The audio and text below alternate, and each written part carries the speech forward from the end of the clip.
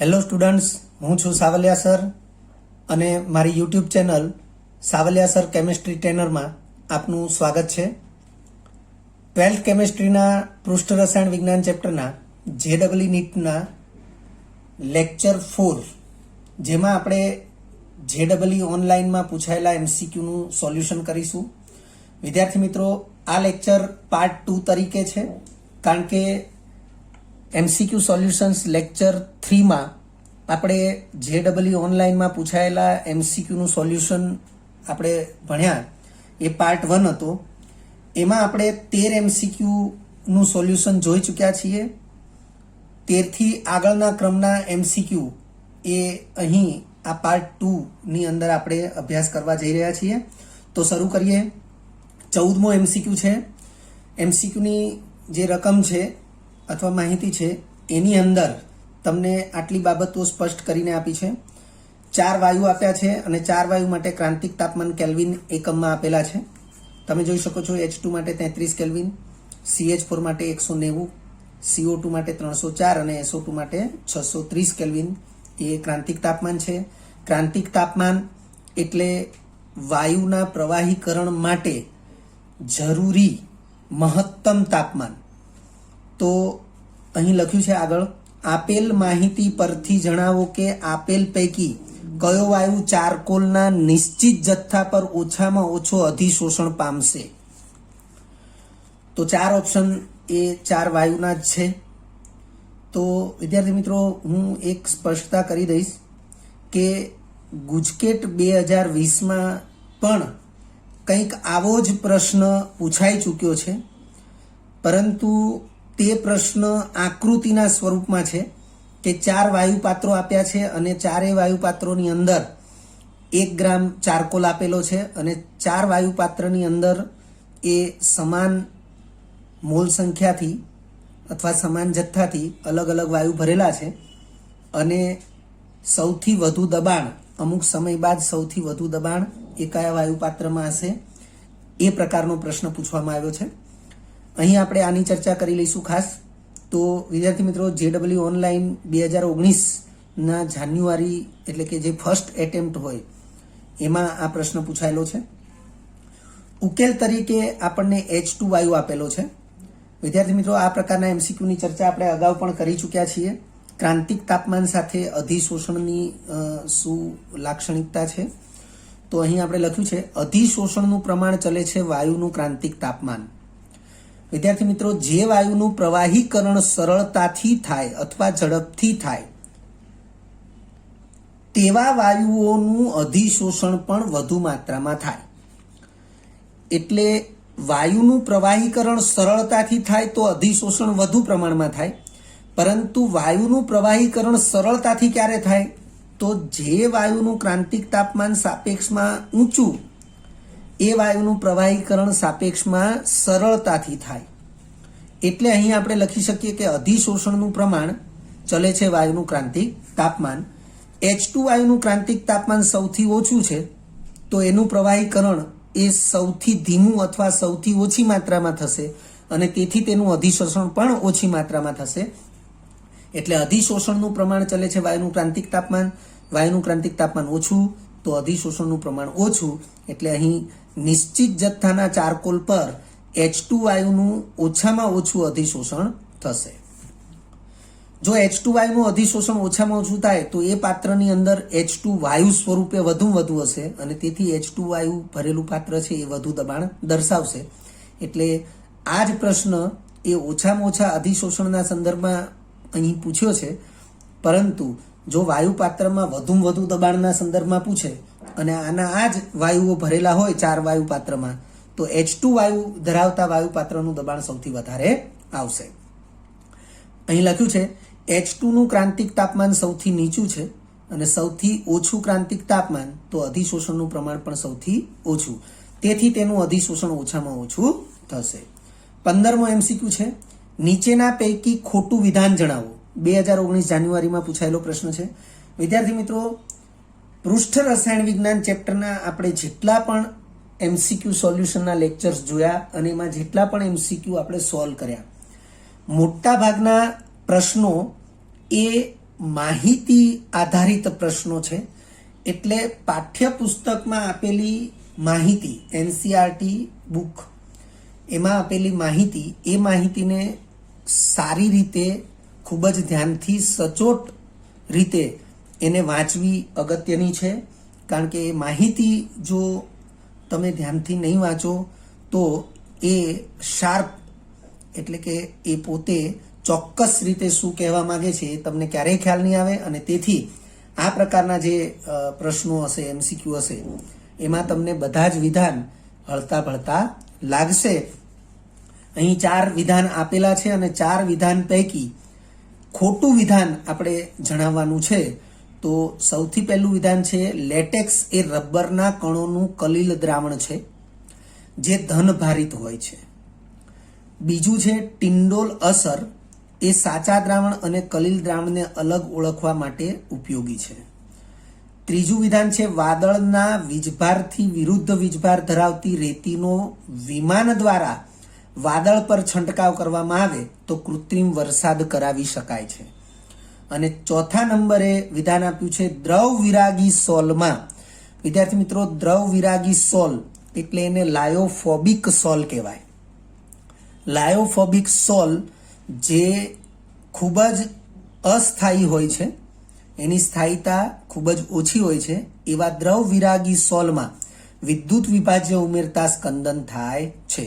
જો આપણે ખોટું વિધાન પસંદ કરવાની વાત છે તો પહેલું વિધાન જ ખોટું છે, કારણ કે લેટેક્સ રબર લખ્યું છે અહીં ઉકેલ તરીકે વિકલ્પ એ, એટલે કે વિકલ્પ એની અંદર જે વિધાન આપ્યું છે એ ખોટું વિધાન છે. કારણ કે રબર લેટેક્સ એ ઋણભારીય કલીલ છે. એટલે આપણે જો ધ્યાનપૂર્વક આ માહિતીનો અભ્યાસ કરેલો હોય તો આપણને એ ખ્યાલ આવે કે ધનભારીય અને ઋણભારીય કલીલનું કોષ્ટક એનસીઆરટી પાઠ્યપુસ્તકની અંદર આપેલું છે અને એની અંદર ઋણભારીય કલીલના ઉદાહરણોમાં આપણને રબરનો ઉલ્લેખ કરીને દર્શાવેલું છે. એટલે અહીં આપણે લેટેક્સ એ રબરના કણોનું કલીલ દ્રાવણ છે, આ વિધાન સાચું છે, પરંતુ બાકીનો ભાગ કે જે ધનભારિત હોય છે તો એ ભાગ ખોટો છે. વાસ્તવમાં રબર લેટેક્સ એ ઋણભારીય કલીલ છે.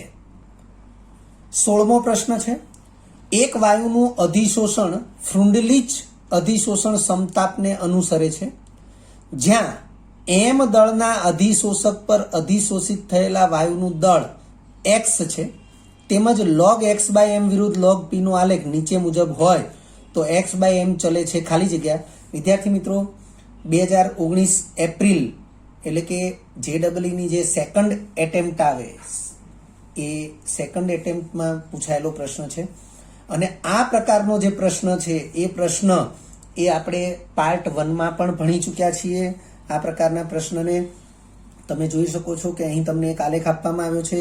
આલેખ log x/m વિરુદ્ધ log p નો આલેખ છે અને એમાં આ પ્રમાણેની એક સીધી રેખા છે અને જેમાં x અક્ષ અને y અક્ષના મૂલ્યો એ તમને અહીં દર્શાવેલા છે અને x/m ચલે છે. તમને અહીં 4 ઓપ્શન આપ્યા છે, p^3/2, p^3, p^2/3 અને p^2 એટલે કે p².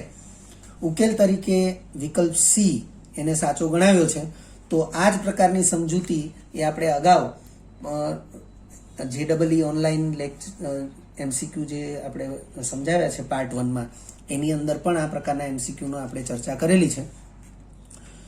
તો અહીં આપણે ચર્ચામાં આગળ વધીએ કે શા માટે સી એ સાચું વિધાન છે અથવા સાચો વિકલ્પ છે. તો ફ્રુન્ડલીચ અધિશોષણ સમતાપીનું સમીકરણ જે આપણે જાણીએ છીએ, વાસ્તવમાં ફ્રુન્ડલીચ અધિશોષણ સમતાપી સમીકરણ x/m A is equal two k into p⁴ છે. આ સમીકરણથી આપણે પરિચિત છીએ, પરંતુ ચલનની નિશાની દૂર કરીએ ત્યારે આપણે અહીંયા બરાબર અને અચળાંક એ ચલન દૂર કરીને જે આવે છે એને સપ્રમાણતા અચળાંક કહીએ છીએ. તો આ સંબંધથી આપણે પરિચિત છીએ, પણ એ વાસ્તવમાં આ સંબંધ છે જ્યાં 1/n જે ઘાતાંક છે એ શું છે તો એ log x/m વિરુદ્ધ log p ના આલેખનો ઢાળ છે. તો કોઈ પણ સીધી રેખાનો ઢાળ એ ઢાળ હંમેશા આ પ્રમાણે વ્યાખ્યાયિત છે, ઢાળ બરાબર y અક્ષનું માપ અથવા y અક્ષનું મૂલ્ય છેદમાં x અક્ષનું મૂલ્ય અથવા x અક્ષનું માપ.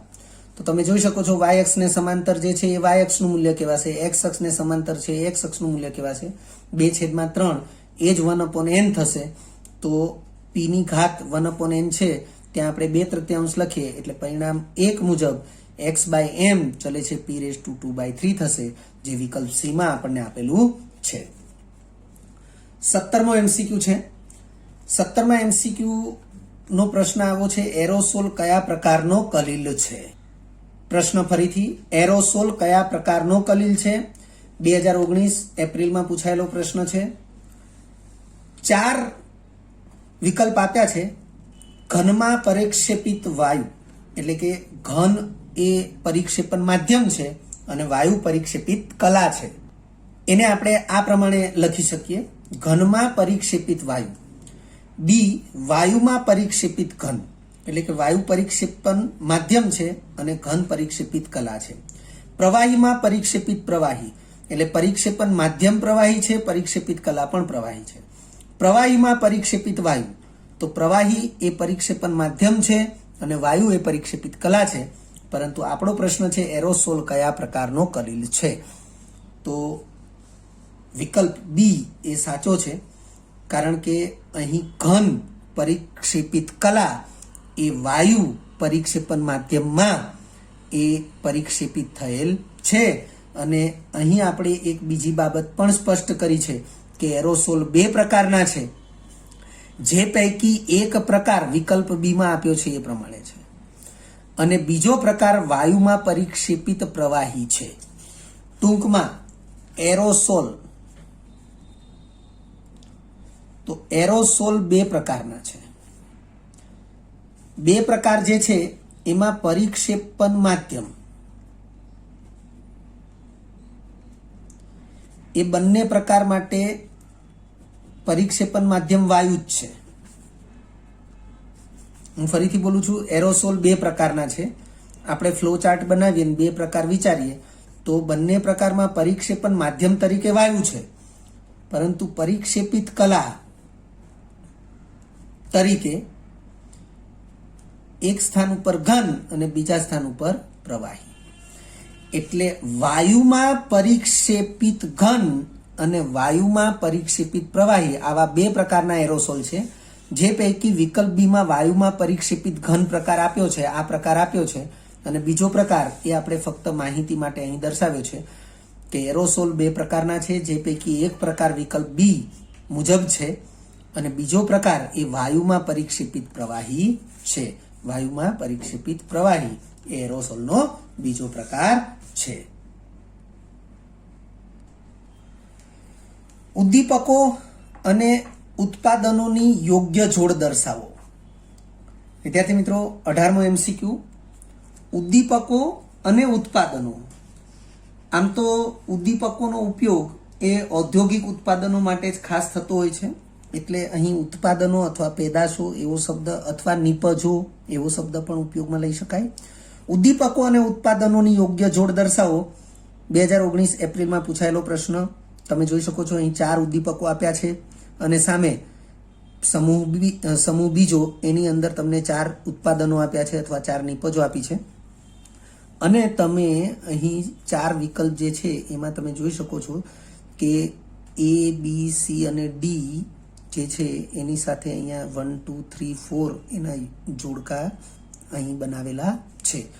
તો આપણે આ પૈકી યોગ્ય ઉદ્દીપકની સામે યોગ્ય ઉત્પાદનને લગતી જે જોડ છે એ 4 સ્થાન ઉપર એ યોગ્ય હોય એવો વિકલ્પ આપણે પસંદ કરવાનો છે. તો અહીં વિકલ્પ બી એ સાચો વિકલ્પ છે. એટલે કે વિકલ્પ બી પ્રમાણે જે જોડકા જોડેલા છે એ યોગ્ય ઉદ્દીપકની સામે યોગ્ય ઉત્પાદનની સાચી જોડ દર્શાવે છે.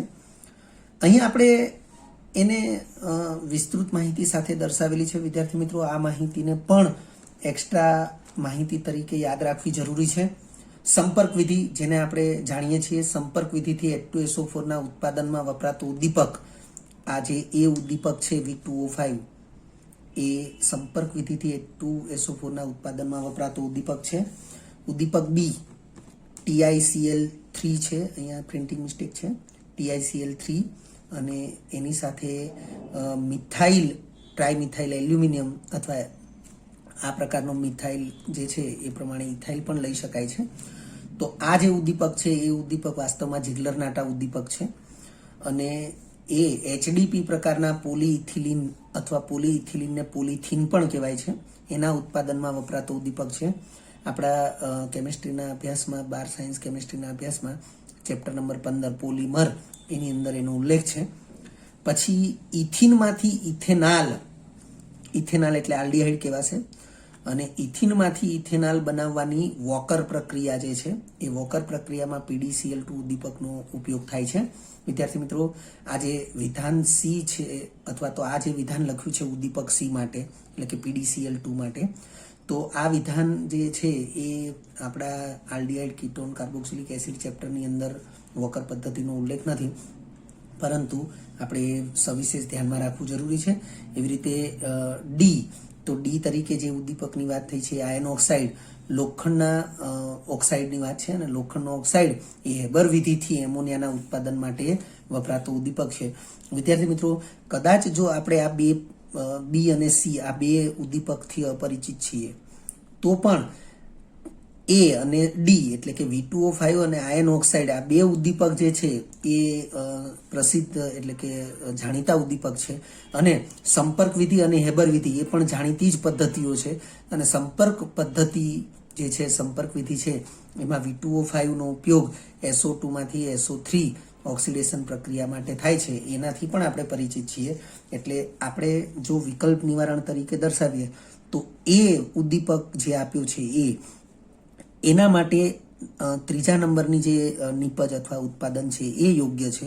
તો એ સાથે ત્રીજા નંબરનું ઉત્પાદન યોગ્ય છે એ જે બાબત છે એ આપણને બી અને સી ની અંદર જ બતાવેલી છે. એ જ રીતે આયન ઓક્સાઇડ એ એમોનિયા માટે યોગ્ય ઉદ્દીપક છે. એ પણ આપણે હેબર વિધિથી પરિચિત છીએ અને આપણે હેબર વિધિ વિશે ખાસ જાણીએ છીએ. એટલે આયન ઓક્સાઇડ જો એમોનિયાના ઉત્પાદન માટે ઉદ્દીપક છે તો ડી માટે નંબર 4, તો એ માટે નંબર 3 બે સ્થાન ઉપર છે, પણ ડી માટે નંબર 4 જો વિચારીએ તો એ માટે નંબર 3 અને ડી માટે નંબર 4 એવું પાલન જો થતું હોય તો એ વિકલ્પ બી માં જ થાય છે, અને તેથી આપણી માટે વિકલ્પ બી એ સાચો વિકલ્પ છે.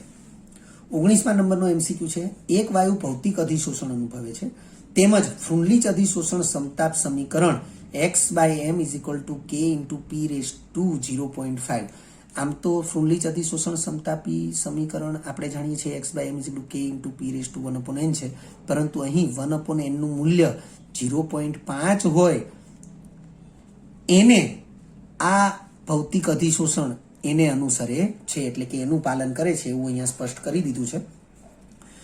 તો નીચેના પૈકી કઈ સ્થિતિમાં વાયુનું અધિશોષણ વધશે? 2019 એપ્રિલ સેકન્ડ ટર્મ અથવા તો સેકન્ડ ટ્રાયલમાં પૂછાયેલો પ્રશ્ન છે. તો તમે જોઈ શકો છો કે 4 ઓપ્શન આપણને આપેલા છે. 4 ઓપ્શનમાં પીમાં ઘટાડા અને ટીમાં ઘટાડા સાથે એટલે કે દબાણ અને તાપમાન બંનેના ઘટાડા સાથે અધિશોષણ વધશે એવી વાત કરેલી છે. બી જે ઓપ્શન છે એમાં પીમાં વધારો અને ટીમાં વધારો, તો પી અને ટી બંનેમાં વધારા સાથે અધિશોષણ વધશે.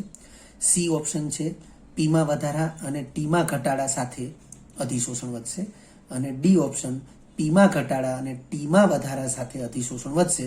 તો વિદ્યાર્થી મિત્રો, ઉકેલ સી જે છે, ઉકેલ તરીકે વિકલ્પ સી જે છે એ યોગ્ય વિકલ્પ આપ્યો છે, કારણ કે હંમેશા દબાણ વધે અને તાપમાન ઘટે ત્યારે જ ભૌતિક અધિશોષણ વધી શકે છે. પરંતુ યાદ રાખીશું વિદ્યાર્થી મિત્રો કે આ ફ્રુન્લીચ અધિશોષણ સમતાપનું સ્વરૂપ છે, અને ફ્રુન્લીચ અધિશોષણ સમતાપ એ ઊંચા દબાણે એ વિકૃતિ દર્શાવે છે અથવા તો વિચલન દર્શાવે છે. કારણ કે આપણે ફ્રુન્લીચ અધિશોષણ સમતાપનો જે વક્ર છે એનાથી પરિચિત છીએ. આ દબાણ છે, આ અધિશોષણની માત્રા છે. તો સાપેક્ષમાં નીચા દબાણે એ જેમ દબાણ વધશે એમ અધિશોષણની માત્રા વધશે, એ આલેખ આ રીતે વક્ર જાણીએ છીએ. પણ અમુક દબાણ પછી અધિશોષણની માત્રા એ આવી રીતે x અક્ષને સમાંતર બને છે, એટલે અધિશોષણની માત્રા અચળ બની જાય છે. એનાથી આપણે પરિચિત છીએ, પરંતુ આપણે અહીં દર્શાવીએ ત્યાં સુધી p ની 0.5 ઘાત સુધીની વાત છે, અને એ પ્રમાણે અનુસરે તો આપણે કહી શકીએ કે દબાણમાં વધારો થાય અને તાપમાનમાં ઘટાડો થાય તો અને તો જ એ સ્થિતિમાં જ વાયુનું અધિશોષણ વધી શકે છે. એટલે અહીં લખ્યું છે ભૌતિક અધિશોષણ હંમેશા તાપમાનના ઘટાડા અને દબાણના વધારા સાથે વધે છે. પરંતુ આ વિધાન જે છે એની ઉપર આપણે એક બાબતને ધ્યાનમાં રાખીશું કે ઊંચા દબાણે અધિશોષણની માત્રા અચળ બની જાય છે અને ત્યારે દબાણ ગમે તેટલું વધારવા છતાં અને તાપમાન ગમે તેટલું ઘટાડવા છતાં અધિશોષણને કોઈ અસર થતી નથી. ત્યારબાદ 20મા નંબરે MCQ આપેલો છે કે આપેલ પૈકી સાચો વિકલ્પ કયો છે. તમે જોઈ રહ્યા છો વિદ્યાર્થી મિત્રો કયું વિધાન સાચું છે, કયું વિધાન ખોટું છે. આ પ્રકારના જે MCQ છે એનું પ્રમાણ સવિશેષ જોવા મળી રહ્યું છે આપણને.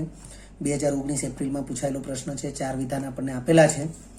પહેલું છે વિદ્યુત વિભાજ્ય ઉમેરવાથી લાયોફોબિક સોલનું ઝડપથી સ્કંદન થાય છે. આપણે સાચો વિકલ્પ કયો છે એ શોધવાનો છે, બરોબર છે. એટલે અહીં પહેલું જ વિધાન વિદ્યુત વિભાજ્ય ઉમેરવાથી લાયોફોબિક સોલનું ઝડપથી સ્કંદન થાય છે. આપણને તો આ પહેલું જ વિધાન વાંચીએ અને જો આપણી પાસે સચોટ માહિતી હોય તો ખ્યાલ આવી જ જાય પહેલું વિધાન જ સાચું છે. તેમ છતાં પણ બાકીના વિકલ્પને વાંચવા જરૂરી છે. કલિલમય દ્રાવણમાં માધ્યમની સ્નિગ્ધતા જેટલી વધારે તેટલી બ્રાઉનિયન ગતિ ઝડપી હોય છે. આ વિધાન ખોટું છે, કારણ કે સ્નિગ્ધતા વધુ એમ બ્રાઉનિયન ગતિને વધુ અવરોધ નડશે અને વધુ અવરોધ નડશે તો બ્રાઉનિયન ગતિ ઝડપી નહીં બને, બ્રાઉનિયન ગતિ ધીમી પડશે. કલિલ સ્વરૂપે દવાઓ વધુ અસરકારક હોય છે.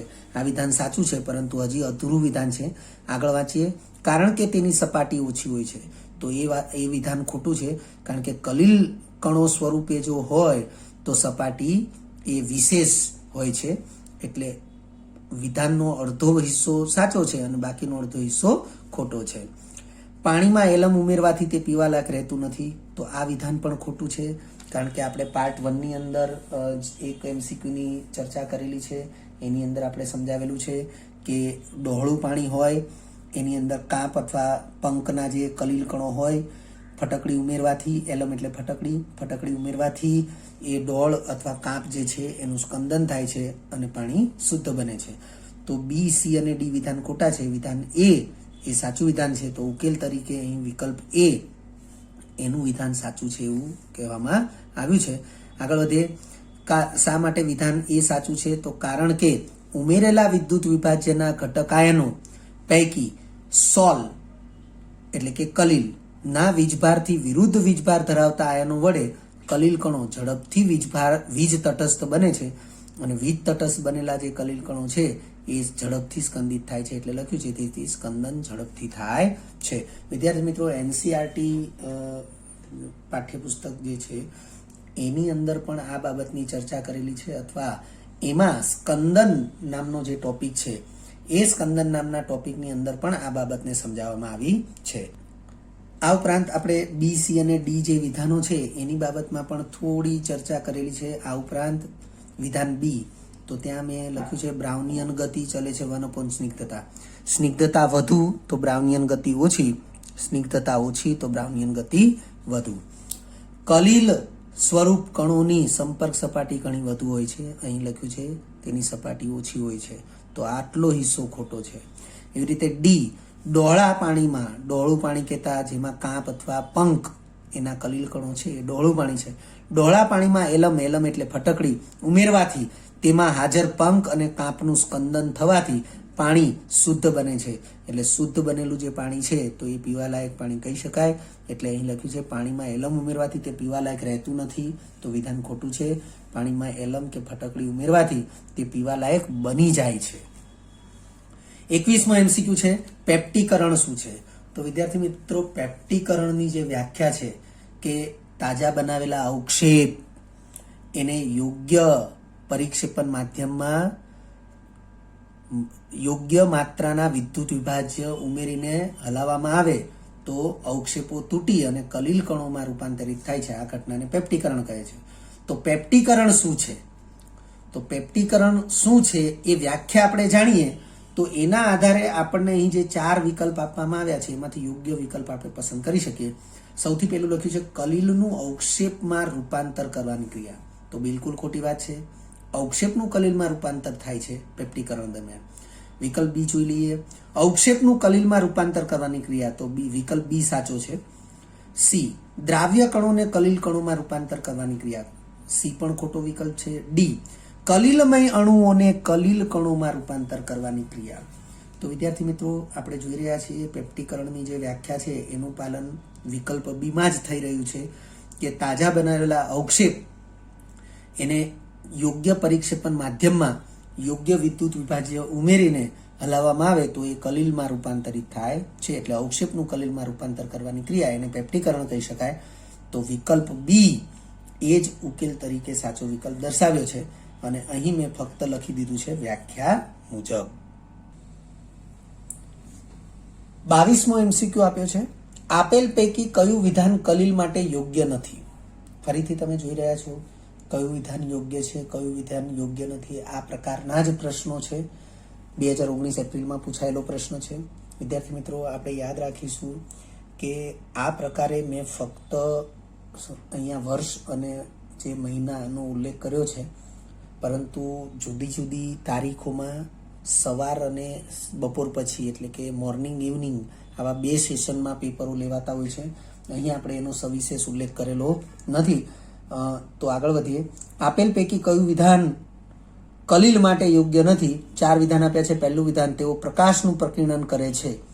તો કલીલ પ્રકાશનું પ્રકીર્ણન કરે છે, તો આ વિધાન યોગ્ય છે. તેઓ દ્રાવ્ય અણુઓ કરતા મોટા કદના હોય છે તેમજ ઊંચો અણુભાર ધરાવે છે, તો એ વિધાન પણ યોગ્ય છે. તેમનો વ્યાસ 1 નેનોમીટરથી 1000 નેનોમીટરના વિસ્તારનો હોય છે, એ વિધાન પણ યોગ્ય છે.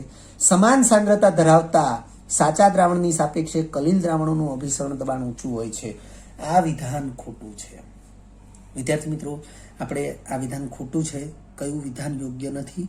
તો વિકલ્પ ડી જે છે એને ઉકેલ તરીકે સાચો વિકલ્પ બનાવ્યો છે. યોગ્ય નથી તો વિકલ્પ ડી માં જે વિધાન લખ્યું છે એ કલીલ કણો માટે યોગ્ય નથી, કલીલ પ્રણાલી માટે યોગ્ય નથી. શા માટે યોગ્ય નથી? તો એની આપણે અહીં ચર્ચા કરેલી છે. લખ્યું છે અભિસરણ દબાણ એ દ્રાવણ સંખ્યાત્મક ગુણધર્મ છે. વિદ્યાર્થી મિત્રો, અગાઉ આ જ પ્રકારનો MCQ જે ઉત્કલન બિંદુ ઉન્નયનના સંદર્ભમાં એટલે કે ઉત્કલન બિંદુના વધારાના સંદર્ભમાં અથવા ઠાર બિંદુના ઘટાડાના સંદર્ભમાં એટલે કે કયા કલીલનું ઠાર બિંદુ એ સાચા દ્રાવણના ઠાર બિંદુ કરતાં નીચું હોય છે, એ પ્રકારનો આપણને જે ઓપ્શન આપ્યો હોય તો એ ઓપ્શન ખોટો થશે. કારણ કે ઠાર બિંદુનો ઘટાડો, ઉત્કલન બિંદુનો વધારો, અભિસરણ દબાણ આ બધા દ્રાવણ સંખ્યાત્મક ગુણધર્મ છે. અને આ વિધાન ખાસ યાદ રાખીશું કે સાચા દ્રાવણોની સાપેક્ષે કલીલ પ્રણાલીના દ્રાવણ સંખ્યાત્મક ગુણધર્મો નવગણ્ય હોય છે, એટલે કે અવગણી શકાય એટલા અલ્પ હોય છે. અને તેથી આપણે આ વિધાનને ખોટું વિધાન ગણીશું.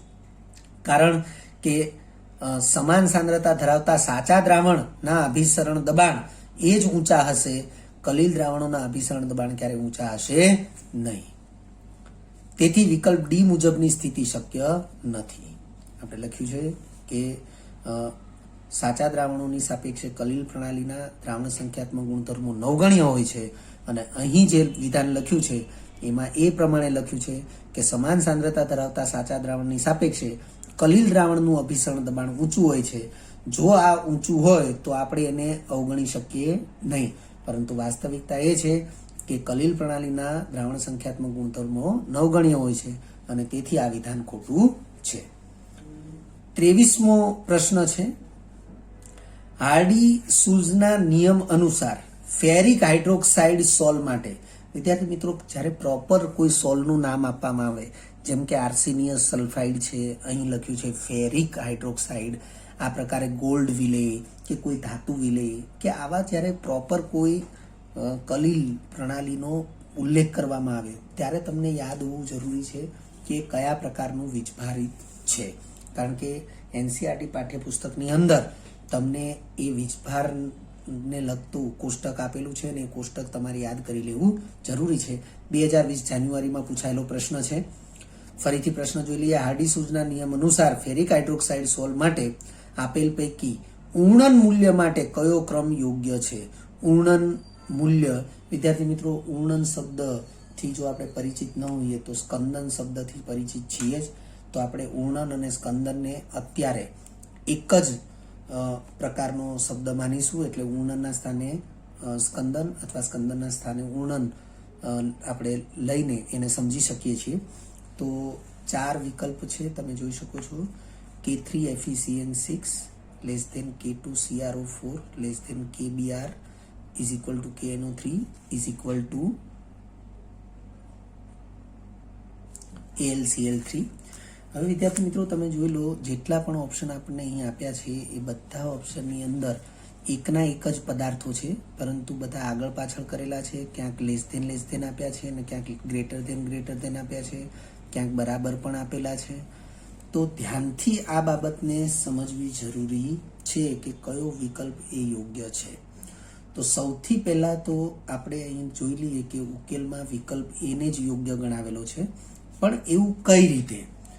તો તમે જોઈ શકો છો વિદ્યાર્થી મિત્રો, આ પ્રકારના એક MCQની ચર્ચા આપણે MCQ સોલ્યુશન્સ લેક્ચર 3 ની અંદર કરી ચૂક્યા છીએ, પાર્ટ 1 જેને આપણે કહીએ છીએ એમાં. તો ફેરિક હાઇડ્રોક્સાઇડ જેનો ઉલ્લેખ કર્યો છે, ફેરિક હાઇડ્રોક્સાઇડ સોલ ધનભારીય છે. જો એ તમને ખ્યાલ હોય તો તમને ફોકસિંગ થાય કે હાર્ડી-સૂઝના નિયમ પ્રમાણે કે ફેરિક હાઇડ્રોક્સાઇડ ધનભારીય હોય તો પછી આ નિયમ પ્રમાણે આ જે વિદ્યુત વિભાજ્ય પદાર્થો આપ્યા છે એના ઋણ આયનો જે છે એ જ ઉર્ણન કરતા આયનો તરીકે વર્તી શકે. એટલે આપણે એ લખ્યું છે ફેરિક હાઇડ્રોક્સાઇડ સોલ ધનભારીય છે, આથી ઉર્ણન કરતા એટલે કે સ્કંદન કરતા આયન ઋણ આયન જ હોય. હાર્ડી-સૂઝના નિયમ મુજબ સ્કંદન કરતા આયનનો વીજભાર વધુ તેમ તેની સ્કંદન શક્તિ વધુ. વિદ્યાર્થી મિત્રો, આપણા પાઠ્યપુસ્તકની અંદર હાર્ડી-સૂઝના નિયમનો ઉલ્લેખ છે અને એનું વિધાન પણ એ જ પ્રમાણે છે કે જેમ સ્કંદન કરતા અથવા તો ઉર્ણન કરતા આયનની સંયોજકતા વધુ, સંયોજકતા કહેતા એનો વીજભાર વધુ, તેમ તેની સ્કંદન શક્તિ વધુ હોય છે. અને જેની સ્કંદન શક્તિ વધુ હોય એની બહુ ઓછી માત્રા એ સ્કંદન માટે વપરાતી હોય છે. એ સ્કંદન માટે વપરાતી માત્રા અથવા તો મૂલ્ય એને આપણે ઉર્ણન મૂલ્ય કે સ્કંદન મૂલ્ય કહીએ છીએ. તો લખ્યું છે ઉપરાંત જે વિદ્યુત વિભાજ્ય એટલે કે સ્કંદન કરતા આયન ની સ્કંદન શક્તિ વધુ તેનું સ્કંદન મૂલ્ય ઓછું હોય છે. સ્કંદન મૂલ્ય એ જ ઉર્ણન મૂલ્ય. હજુ આમાં આપણે આગળ સમજૂતી લઈ રહ્યા છીએ અને શેષ સમજૂતી આ પેજ ઉપર છે. લખ્યું છે અહીં આપેલ વિદ્યુત વિભાજ્યોના ઋણ આયનો. કેમ આપણે ઋણ આયનોને જ ધ્યાનમાં લીધા? તો અહીં આપણે ચર્ચા કરી કે ફેરિક હાઇડ્રોક્સાઇડ સોલ ધનભારીય છે, આથી ઉર્ણન કરતા આયન એ ઋણ આયન હશે. એટલે આ જેટલા વિદ્યુત વિભાજ્યો આપ્યા છે એમાં ધન આયનોને ફોકસિંગ નથી કરવાનું, આપણે ઋણ આયનોને ફોકસિંગ કરવાનું છે. જેમ કે K3FeCN6 ચોરસ કૌંસમાં છે એ -3 વીજભારિત થશે કારણ કે K+1 એવા 3 છે. એવી રીતે K2CrO4 છે એમાં K+ 2 વખત છે તો CrO4 -2 થશે. KBr તો એમાં Br -1, KNO3 તો NO3 -1, AlCl3 તો Cl -1 કારણ કે Al+3 છે. તો એ પ્રકારે આપણે જોઈએ તો આપણે અહીંયા લખ્યું છે કે અહીં આપેલ વિદ્યુત વિભાજ્યોના ઋણ આયનો FeCN6 ચોરસ કૌંસની બહાર -3, CrO4 2-, Br- NO3- અને Cl- પૈકી સૌથી વધુ ઋણ વીજભાર એ -3 છે અને સૌથી ઓછો ઋણ વીજભાર -1 છે. તો -3 વીજભાર ધરાવનારો જે આયન છે એ FeCN6-3 એની ઉર્ણન શક્તિ સૌથી વધુ હશે અને જેની ઉર્ણન શક્તિ સૌથી વધુ એનું ઉર્ણન મૂલ્ય સૌથી ઓછું હશે. એટલે લખ્યું છે કે FeCN6-3- ની ઉર્ણન શક્તિ સૌથી વધુ અને ઉર્ણન મૂલ્ય સૌથી ઓછું હશે. આથી આયનોની ઉર્ણન શક્તિનો સાપેક્ષ ક્રમ તો -3 વીજભાર છે એની ઉર્ણન શક્તિ સૌથી વધારે, -2 વીજભાર છે એની ઉર્ણન શક્તિ એનાથી ઓછી અને -1 વીજભાર વાળા જે છે 3 એની ઉર્ણન શક્તિ સૌથી ઓછી પણ એની વચ્ચે બરાબરની નિશાની. હવે આ પ્રમાણે આપણે જો એનું ઉર્ણન મૂલ્ય ચેક કરીએ તો ઉર્ણન મૂલ્ય એ આનાથી ઉલટું થશે. જેની ઉર્ણન શક્તિ સૌથી વધારે એનું ઉર્ણન મૂલ્ય સૌથી ઓછું. એટલે લખ્યું છે તેથી ઉર્ણન મૂલ્યનો ક્રમ તેનાથી વિપરીત થશે. એટલે આનાથી વિપરીત કહેતા વિરુદ્ધ FeCN6-3- એ સૌથી ઓછું જોઈએ. હવે FeCN6-3- એ આનો ઘટક આયન છે એટલે આ પદાર્થ જે છે K3FeCN6 એનું ઉર્ણન મૂલ્ય એ સૌથી ઓછું ગણાશે. એ રીતે CrO4 2- એ ઘટક આયન એનું ઉણન મૂલ્ય એ FeCN6 ની સાપેક્ષે વધુ છે, પણ એ CrO4 માઇનસ એ K2CrO4 નો ઘટક છે, તેથી તેનું ઉણન મૂલ્ય એ K3FeCN6 ની સાપેક્ષે વધારે આવશે. અને એ જ પ્રમાણે Br માઇનસ NO3 માઇનસ અને Cl માઇનસ આયનો જે છે એના ઘટક આયનો જે વિદ્યુત વિભાજ્યના છે એ વિદ્યુત વિભાજ્યના ઉણન મૂલ્યો એ સાપેક્ષમાં સૌથી વધારે આવશે, પણ સમાન આવશે. તો અહીં આપણને એ જે ઘટક આયનો છે એ અનુક્રમે KBr, KNO3 અને AlCl3 ના આપેલા છે. અને તેથી આ ક્રમ મુજબ જ આ પદાર્થોના ઉણન મૂલ્યોને દર્શાવી શકાય, જે વિકલ્પ એ પ્રમાણે જ રહેશે. એટલે લખ્યું છે, તેથી વિકલ્પ એ યોગ્ય છે. 24મો MCQ છે, આપેલ વિધાન અને કારણ માટે યોગ્ય વિકલ્પ પસંદ કરો. 2020 જાન્યુઆરીમાં પૂછાયેલો જ પ્રશ્ન છે. વિધાન આ પ્રકારનું છે: હાઇડ્રોજનેશન પ્રક્રિયાઓ માટે ઉદ્દીપકીય સક્રિયતા સમૂહ 5 થી સમૂહ 11 તરફના ધાતુ તત્વોમાં વધે છે, જેમાં સમૂહ 7 થી 9ના તત્વો મહત્તમ સક્રિયતા દર્શાવે છે. કારણ તરીકે વિધાન આપ્યું છે, સમૂહ 7 થી 9ના તત્વો ઉપર અધિશોષણ દર મહત્તમ હોય છે. એટલે કે હાઇડ્રોજનેશન પ્રક્રિયા માટે હાઇડ્રોજનનું અધિશોષણ થવું જોઈએ, તો એ અધિશોષણ દર એ મહત્તમ હોય છે. આવું કારણ તરીકે એક વિધાન આપેલું છે. તો વિદ્યાર્થી મિત્રો, આપણા પાઠ્યપુસ્તકની અંદર ઉદ્દીપકની લાક્ષણિકતા, એમાં ઉદ્દીપકની વર્ણનાત્મકતા અને ઉદ્દીપકનું સક્રિયકરણ, આવા જે બે ટોપિક છે, એમાં ઉદ્દીપકનું સક્રિયકરણ જે છે એના અંતર્ગત આપણી આ માહિતી જે છે એ આપણને ધ્યાનમાં હોવી જરૂરી છે. તો અહીં આપણને 4 વિકલ્પ આપ્યા છે. 4 વિકલ્પ પૈકી પહેલું લખ્યું છે વિધાન અને કારણ બંને સાચા છે, પરંતુ કારણ એ વિધાનની સાચી સમજ આપતું નથી. બીમાં લખ્યું છે વિધાન સાચું છે, પરંતુ કારણ ખોટું છે. સીમાં લખ્યું છે વિધાન અને કારણ બંને ખોટા છે. ડીમાં લખ્યું છે વિધાન અને કારણ બંને સાચા છે, તેમજ કારણ એ વિધાનની યોગ્ય સમજૂતી આપે છે. તો વિદ્યાર્થી મિત્રો, એ વાસ્તવિકતા જ છે કે સમૂહ 7 થી 9ના તત્વો ઉપર અધિશોષણ દર મહત્તમ હોય છે, અને અધિશોષણ દર મહત્તમ હોવાને કારણે જ તેઓ આવા જે તત્વો છે સમૂહ 7 થી 9ના તત્વો એ મહત્તમ સક્રિયતા દર્શાવે છે. હાઇડ્રોજનેશન પ્રક્રિયા માટે પોતે મહત્તમ સક્રિયતા દર્શાવે છે. એટલે વિધાનની યોગ્ય સમજૂતી આ કારણ દ્વારા મળી રહે છે. એટલે વિકલ્પ ડી એ આપણા માટે સાચો વિકલ્પ રહેશે. એટલે ઉકેલમાં વિકલ્પ ડી લખેલો છે. અને તમે જોઈ શકો છો, અહીં આપણે સ્પષ્ટતા કરી છે કે ઉદ્દીપક તરીકે વપરાતા ધાતુ તત્વની સપાટી ઉપર અધિશોષણ દર મહત્તમ હોય તો જ તેના દ્વારા થતા ઉદ્દીપન કાર્યમાં તે મહત્તમ સક્રિયતા દર્શાવે છે. તમે જોઈ શકો છો કે સમૂહ 7 થી 9ના તત્વો ઉપર અધિશોષણ દર મહત્તમ હોય છે, એવું જે લખ્યું છે એના કારણે જ આ બાબત સ્પષ્ટ થાય છે કે સમૂહ 7 થી 9ના તત્વો એ મહત્તમ સક્રિયતા દર્શાવે છે. એટલે આ કારણ એ આ વિધાનની સચોટ માહિતી, સંપૂર્ણ માહિતી પૂરી પાડે છે. 25મા નંબરે MCQ છે, O2, H2 અને CO વાયુનું એક મિશ્રણ એક બંધ પાત્રમાં લેવામાં આવ્યું છે, અને એ બંધ પાત્રમાં ચારકોલ રાખેલો છે, ચોક્કસ જથ્થાનો ચારકોલ હાજર છે. તો આપેલ પૈકી કયો આલેખ સમય સાથે દબાણનો યોગ્ય સ્વભાવ દર્શાવે છે? વિદ્યાર્થી મિત્રો, 2020 જાન્યુઆરીમાં પૂછાયેલો પ્રશ્ન છે. તમને 4 ઓપ્શનમાં 4 આલેખ દર્શાવેલા છે. દબાણ વિરુદ્ધ સમયના જ આલેખ છે. તમે જોઈ શકો છો, એક આલેખ એવો છે વિકલ્પ એની અંદર કે સમય જતાં દબાણ ઘટે છે, પણ સીધી રેખા છે. બીજો વિકલ્પ બી છે, એમાંય સમય સાથે દબાણ ઘટે છે, પણ વક્ર આલેખ છે. ત્રીજું જે વિકલ્પ છે એની અંદર સમય ગમે તેટલો જાય પણ દબાણમાં કોઈ ફેરફાર થતો નથી, એનો એ જ રહે છે. સમય સાથે દબાણ વધે છે વક્ર રીતે. એટલે 4 વિકલ્પ આપ્યા છે, પરંતુ સાચા વિકલ્પ તરીકે ઓપ્શન બી આપેલો છે. એટલે ઉકેલ તરીકે વિકલ્પ બીને સાચો ગણાવેલો છે. વિદ્યાર્થી મિત્રો, અહીં જે લખ્યું છે કે એક બંધ પાત્ર જે છે એની અંદર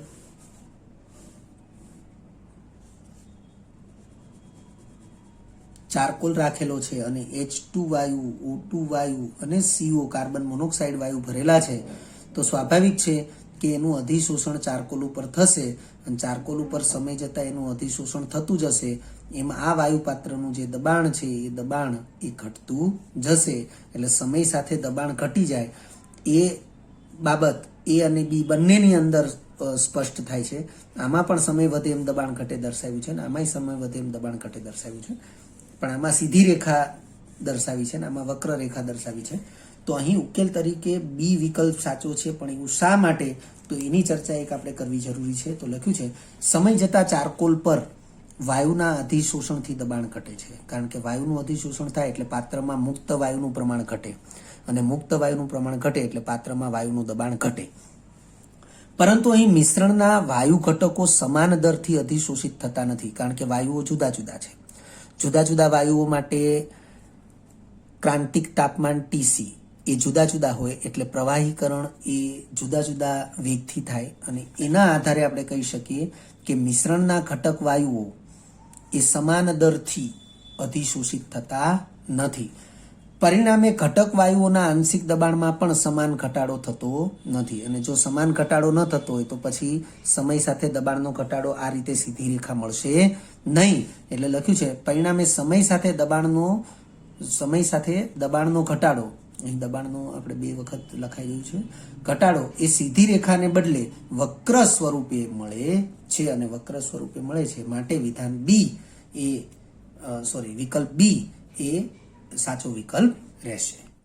વિદ્યાર્થી મિત્રો, જો તમને આ વિડીયો લેક્ચર ગમ્યો હોય તો લાઈક આપજો, શેર કરજો અને સબસ્ક્રાઈબ પણ કરજો. અગાઉના લેક્ચરનું રિવિઝન અને પાઠ્યપુસ્તકનું વાંચન કરતા રહેજો. આ લેક્ચર અંગે કોઈ પણ ડિફિકલ્ટી હોય તો મને વોટ્સઅપ કરી શકાય. આભાર. ફરી મળીશું નવા વિડીયો લેક્ચરમાં.